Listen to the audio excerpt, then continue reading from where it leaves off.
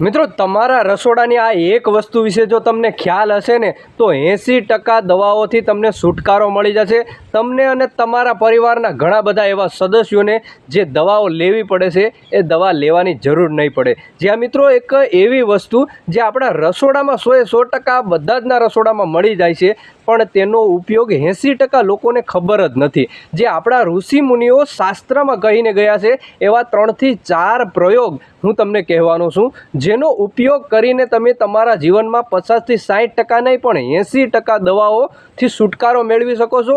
કોઈ દવાઓ ઇન્જેક્શન બધું લેતા હોય તો એ બધું બંધ થઈ જશે। આવો જાણીએ તે પહેલાં આ પેજને ફોલો કરી લ્યો અને આ વિડીયોને સેવ કરી લેજો જેથી ભૂલાય ના જાય। મિત્રો એની સાથે જો તમે યુટ્યુબમાં જોતા હોય તો સબસ્ક્રાઈબ અને લાઇક પણ કરી દેજો। હવે મિત્રો આજે હું વાત કરવાનું છું હળદર। હવે તમે કહેશો કે હળદર વિશે તો અમને બધું ખબર છે, પણ ના મિત્રો, 80 થી 90% લોકો એવા છે જેને ખબર જ નથી કે હળદરના આવા પણ ઉપયોગ થઈ શકે છે। હવે મિત્રો જેમના ગોઠણ ખૂબ દુખતા હોય, ગોઠણમાં સોજા ચડી જતા હોય, સાંધામાં બહુ બધો દુખાવો થતો હોય, હાથ પગમાં સોજા ચડતા હોય, મિત્રો હાથ પગમાં દુખાવા થતા હોય, વાત પ્રકોપ વધી જતો હોય, પછી જેમને સ્કિનમાં ડિઝીઝ થતી હોય, દાદ ખાજ ખરજવું અને ખુજલી થઈ હોય, જેમનું લોહી બગાડ થતો હોય, મિત્રો આવા તો અનેક પ્રકારના રોગ ફક્ત આ એક હળદરથી મટે છે। જ્યાં મિત્રો હવે હું એક એક કરીને તમને પ્રયોગ બતાવું છું, જેમાં પહેલો પ્રયોગ એ રીતે છે કે જ્યારે પણ તમને કોઈ ગોઠણનો દુખાવો, ભલે વર્ષો જૂનો ગોઠણનો દુખાવો હોય, સાંધાનો દુખાવો હોય, તો એમાં તમારે શું કરવાનું છે। હવે મિત્રો જ્યારે પણ તમને જ્યાં પણ દુખાવો હોય ત્યાં પ્રથમ પહેલાં તલનું તેલ લેવાનું છે અને તલના તેલની 5 થી 7 મિનિટ સુધી માલિશ કરવાની છે। આછા હાથે માલિશ થઈ ગયા બાદ તમારે જે હળદર આપણે પાવડર આવે છે તેને તેની ઉપર ચોપડી અને આછા હાથે માલિશ કરવાની છે। તેની પણ તે રીતે માલિશ કરો જ્યાં સુધી તેલ સુકાઈ જાય। હવે તેલ સુકાઈ જાય તે રીતે માલિશ 2 થી 3 દિવસ તમે કરશો ને એટલે તમારે જે દુખાવો થાય છે ને દુખાવામાં ફેર પડી જશે અને તમને લાગશે કે આનાથી 100% ફેર પડે છે।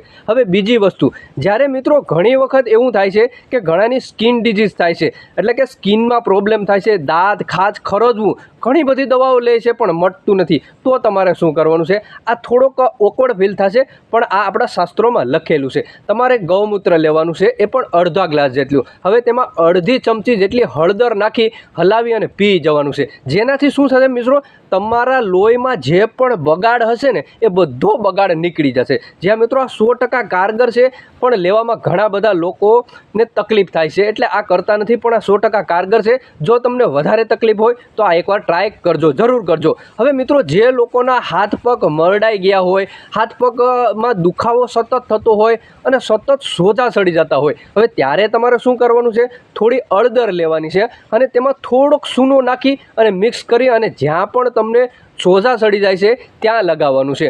અને જો તમને મડકી લાગી હોય અથવા મરડાઈ ગઈ હોય, પડવાની કન્ડિશન હોય અને હાડકાં એકબીજાથી ઘસાતા હોય, ત્યારે તમારે શું કરવાનું છે? તમારે 1 ચપટીથી 2 ચપટી જેટલી હળદર લેવાની છે, 1 થી 2 ચપટી જેટલું મીઠું લેવાનું છે। આ બંનેને થોડુંક પાણી નાખી અને થોડું ગરમ કરી લેવાનું છે। હવે નવ શેકું રહે ત્યારે તમારે જ્યાં પણ મડકી લાગી હોય, જે સાંધામાં દુખાવો થતો હોય ત્યાં લગાવી અને તેની ઉપર કોટનનું કપડું અથવા રૂ રાખી દેવાનું છે। હવે મિત્રો વિડીયો સારો લાગ્યો હોય તો એક લાઇક કરીને આ વિડીયો શેર કરી દેજો જેથી બીજાને કામ આવે।